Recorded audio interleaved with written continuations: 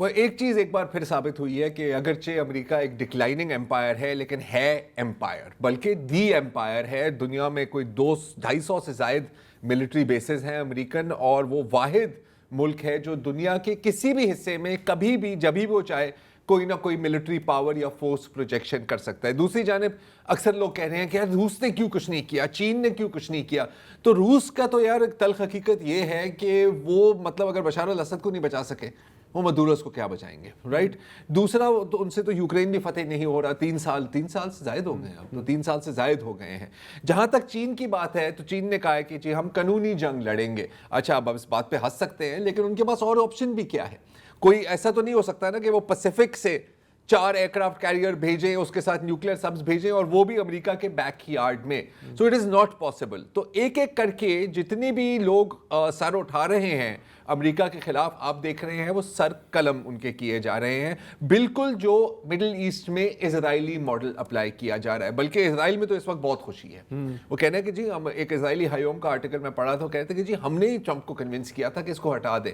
یہ بات بھی آپ مت بھولیں کہ کولمبیا کے صدر، Cuba, even Mexico to some extent اور وینیزویلا شدید اینٹائی زائنسٹ ہیں. بلکہ مسلم ممالک کو تو آپ چھوڑ دیں، جتنی آواز ان ممالک نے اٹھائی ہے تو میرا خیال ہے کہ پوری مسلم امہ نے نہیں اٹھائی ہوگی. تو یہ بھی ایک فیکٹر اس کے اندر ایڈ ہو جاتا ہے. تو ذرا ہم یہ بار بار یہ بات کہتے ہیں کہ جب ہم انٹرنیشنل پالیٹکس کو دیکھتے ہیں تو اس میں کوئی ہیروز اور ولنز نہیں ہیں. حالانکہ ہم کبھی کبھی سمجھتے ہیں کہ اس طرح ہے، لیکن ظاہر ہے کہ نہیں ہے. اور یہ جو آپ نے نام لیے جو بڑے بڑے پاورز ہیں، ان سب کے اپنے بیک یارڈز میں مسئلے مسائل ہیں. وہ سب ٹیریٹوریل کلیمز رکھتے ہیں.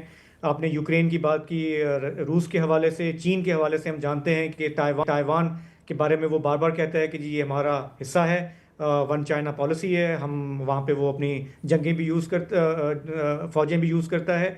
اس طرح ریجنل لیول پہ جب ہم آتے ہیں، دیکھیں اس خطے میں جنوبی ایشیا میں ہم کیا کہتے ہیں؟ ہم کہتے ہیں کہ جی جو بھی یہاں پہ ملک ہیں ہم برابری کی بنیاد پہ رہنا چاہتے ہیں، لیکن ایک ملک ہے بھارت جو ڈومینیٹ کرنا چاہتا ہے پورے ریجن کو، جس کو ہم نہیں مانتے.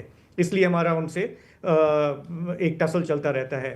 لیکن جو ٹرمپ صاحب جس طرح سے کر رہے ہیں، ابھی ہم دیکھیں گے یو این وغیرہ سے تو کوئی توقع نہیں ہے، لیکن جب یہ اس انداز میں جب یہ آگے بڑھتا جائے گا تو ریجنل لیول پہ افریقہ میں وہاں پہ الگ زور آزمائی ہوگی، ساؤتھ ایشیا میں الگ ہوگی.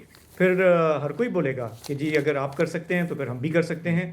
اور اس میں ہم نے کیا سیکھا مئی میں جو کچھ ہوا، کہ اگر آپ کا ڈیفنس مضبوط ہے تو آپ اپنی پروٹیکشن آپ خود ہی کر سکتے ہیں. کوئی مدد کو نہیں آئے گا، کوئی رولز بیسڈ آرڈر نہیں ہے، کوئی نہیں بولے گا جی خلاف قانون کوئی بات ہوا ہے ان کو ذرا سا پروٹیکٹ کرو. ہمیں اپنا دفاع ہمیں خود ہی کرنا ہے. تو جس طرف ہم جا رہے ہیں، یہ سارے ہمارے جو اینالسٹ ہیں وہی کہتے ہیں کہ اب یہ آہستہ آہستہ یہ ملٹی پولر ورلڈ کی طرف ہم جا رہے ہیں، جہاں پہ جو کلیکٹیو ایک سسٹم تھا، آپ بیٹھتے تھے، بات کرتے تھے، قرارداد پاس کرتے تھے، ملٹی لیٹرل الائنس بناتے تھے، اس طرف سے ہم اب بہت دور ہوتے جا رہے ہیں. اور اس سے ظاہر ہے کہ the world becomes more and more dangerous. It does. لیکن پتہ ہے یہ جو ملٹی پولر ورلڈ کی بات ہوتی ہے نا، ایک سوچ یہ بھی تھی کہ یار ٹرمپ کہے گا کہ ٹھیک ہے یار ویسٹرن ہیمسفیئر ہمارا ہے، یہ آپ کا ہے، یہ آپ کا. ایسے نہیں ہے. He is trying to stop the multipolar world from emerging. Because آپ یہ دیکھیں نا کہ اس کا یہ ہے کہ یار ویسٹرن ہیمسفیئر ہمارا ہے لیکن آپ کے ہیمسفیئر بھی ہمارے ہیں. ابھی اس وقت آپ چین کو دیکھیں، رائٹ، تو گھیرا ہوا ہے امریکن اتحادیوں نے. ساؤتھ کوریا کیا ہے، جاپان کیا ہے، فلپینز کیا ہے، تائیوان کیا ہے. تو یہ تو ایسے ہے نا کہ جیسے کہ پوری لیٹن امریکہ میں چائنیز ویسل اسٹیٹس ہوں، تو وہ امریکہ برداشت نہیں کر سکتا. تو ہمیں ان لوگوں کو ایک نظر سے نہیں دیکھ سکتے ہم اس وقت. جو یوکرین پہ جو ان کا پوائنٹ آف ویو ہے نا ٹرمپ کا، اس سے نظر آ رہا ہے ہی از اوکے کہ وہ پوٹن نے قبضہ کر لیا ہے اور وہ پوٹن کو کے حوالے کر دیں آپ، مطلب ان ایکسچینج کے جی آپ فلاں جگہ پہ آپ ہمیں انٹرفیئر نہ کریں. شی کے بارے میں بھی آپ دیکھیں ٹرمپ نے یہ کہا ہے کہ ان کا کوئی اتنا مسئلہ نہیں ہوگا، ہم کر لیں گے. کیونکہ جو تیل آ رہا تھا وینیزویلا سے، سب سے اس وقت جو زیادہ دھچکا لگا ہے وہ چین کو لگا ہے.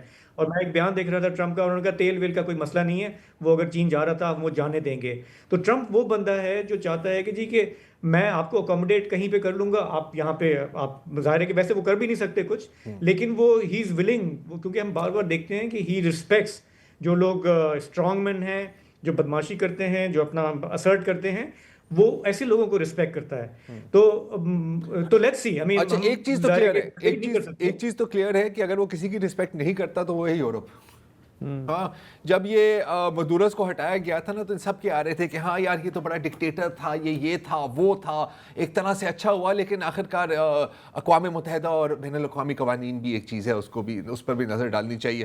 اچھا اس کے بعد کیا ہوا کہ ٹرمپ کیونکہ جوش چڑھا ہوا تھا تو اس نے کہا کہ بھائی میں یہاں نہیں رکنے والا, اور پھر گرین لینڈ کے بارے میں بھی کچھ مزیدار باتیں کی ہیں.